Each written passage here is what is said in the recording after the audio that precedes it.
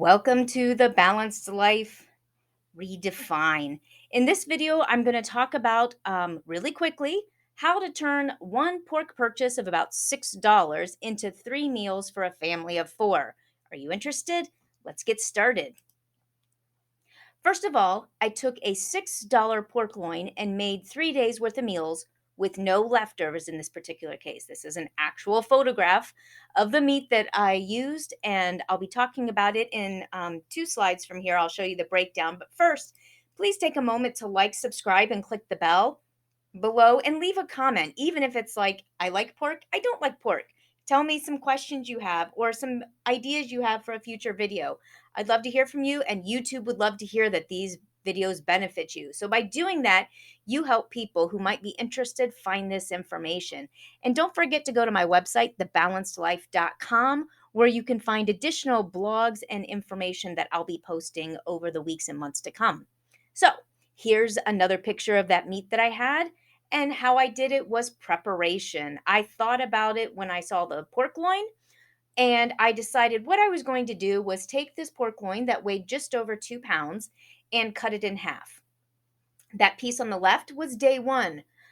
You can roast the pork loin, you could put it in a slow cooker, but I chose to put it in my Instapot, and I put some spices on it, and yay, I had a pork roast. I also put that little piece there on the right, the number 3 piece, that was cooked alongside the roast in my Instapot, and that will be used on day 3 to make either a quiche or a frittata. We actually had the pork roast last night, so the pork chops are today, the number 2.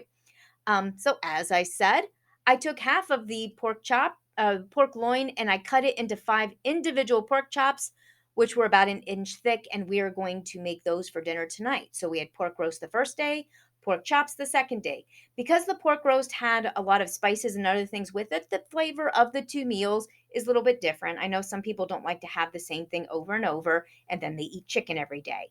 But it's the same thing with pork. On that piece, that third piece, since it was cooked, it is safe to leave in the fridge until tomorrow when I'm going to shred or cube it. And I'm probably going to make a frittata. I'm trying to decide what kind of vegetables I'd like to put with it. If you don't know what a frittata is, you can go to my leftover video where I talk about how a frittata helps you to more effectively use leftovers. But it's basically just eggs or a crustless quiche that's made in a skillet on the stove as opposed to inside the oven. But that's how I cut up the pork. And of course, I put it in a Ziploc bag to keep it safe and everything. But how did I turn that into a big meal? Side dishes. Again, in another video on my YouTube channel, you can find out how I stretch meals by using side dishes.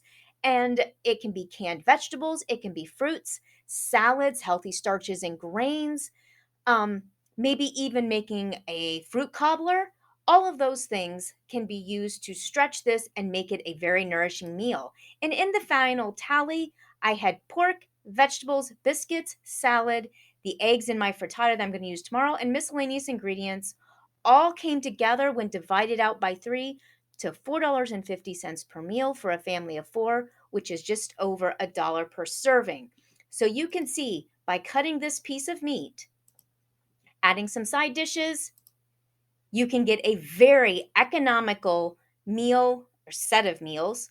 And that combined with my other meal ideas in my on my channel in some of my videos and some upcoming videos I have can drastically slice your food budget.